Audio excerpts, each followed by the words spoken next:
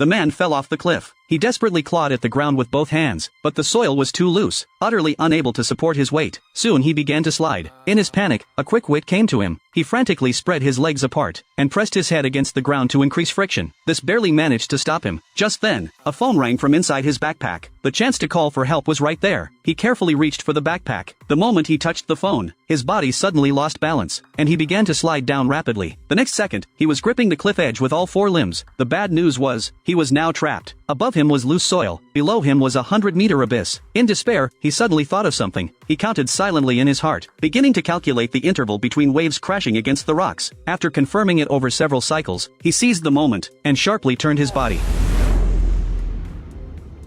He successfully landed in the sea, but because the water was too shallow, his back slammed heavily onto a reef. The sharp pain shot through him like an electric current, and he briefly lost consciousness. Fortunately, he regained awareness quickly. He then successfully swam back to the surface, and chose the nearest reef to climb onto. Temporary safety allowed him to breathe a sigh of relief. But just then, a sharp pain shot through his palm. Only then did he discover a large gash had been cut across his hand. After adjusting his mindset, the man got up, ready to leave. But he had only taken a single step, when a wave of intense pain hit him. He fell heavily to the ground, and lost consciousness once again. He didn't know how much time had passed, before the waves splashing against his face woke him. He tried to move his legs, but found they had lost all sensation. It turned out that during the fall, his pelvis had been fractured by the impact with the reef. His feet were gradually going numb. The man then thought of using his phone to call for help, but the phone was completely ruined from water damage. In despair, he saw a small island not far away. After a moment's thought, he decided to risk it all. He put on his backpack, painfully dragged his body to the edge of the reef, and with a roll, plunged into the sea. Dragging his half-paralyzed body, he used one arm to swim desperately forward, but halfway there, he suddenly sensed something was wrong. Immediately, a severe pain began in his abdomen. In an instant, the man disappeared below the surface of the sea. He instinctively screamed for help, but his voice dissolved into streams of bubbles. A fierce will to survive drove him to struggle frantically upward. Finally, he managed to surface, but by now, the man was completely exhausted, and from prolonged cerebral hypoxia, he passed out. He no longer had the strength to struggle, letting his body sink slowly, until his feet touched the seabed.